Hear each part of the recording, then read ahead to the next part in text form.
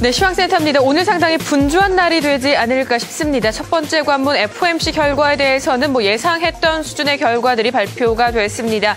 그에 따른 비교적 괜찮은 반응으로 출발은 상승이었습니다. 그런데 오늘 앞둔 선물옵션 동시 만기를 앞둔 관망 혹은 경계 모드로 시장의 상승이 조금 제한적인 듯 싶었는데요. 여기에 삼성전자와 외국인이 힘을 합세하면서 시장은 조금 더 방향을 위로 잡기 시작합니다. 자, 코스피 지수부터 내용 자세히 살펴보도록 하겠습니다.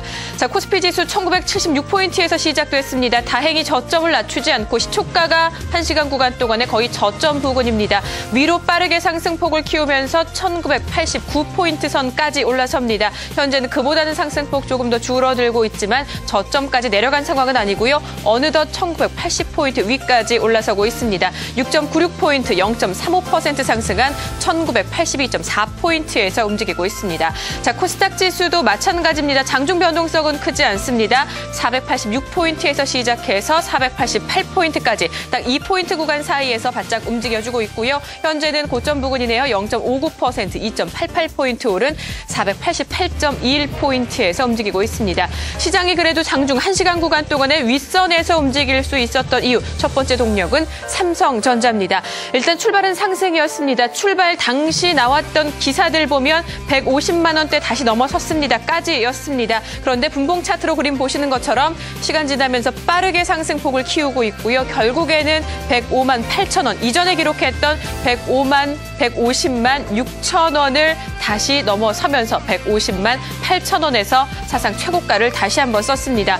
외국계 창구의 매수 힘이 조금 든든합니다. 오늘 도이치와 메릴린치 등에서 매수세 들어오면서 이틀째 순매수 규모도 어제보다 오늘 더 월등히 나은 상황이고요. 그러나 이틀째 상승세 그보다 더 주목받는 것이 사상 최고가 추가 경신이라는 점 확인해 보실 수 있습니다.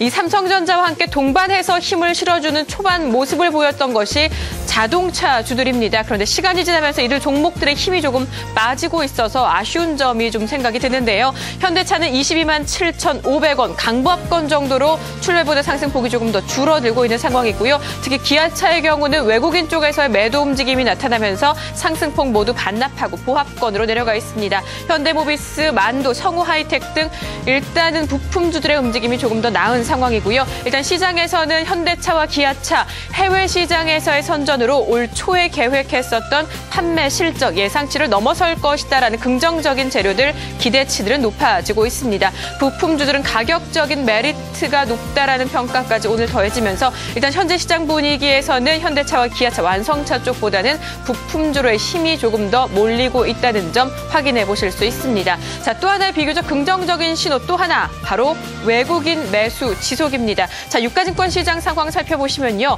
벌써 10일 거래일째 외국인 매수 중입니다. 그 10일 거래일 동안 하루 평균 1,670억 원 가까운 외국인 매수가 들어오고 있는 상황인데요. 어느덧 오늘도 1,000억 원 이상으로 집계됩니다.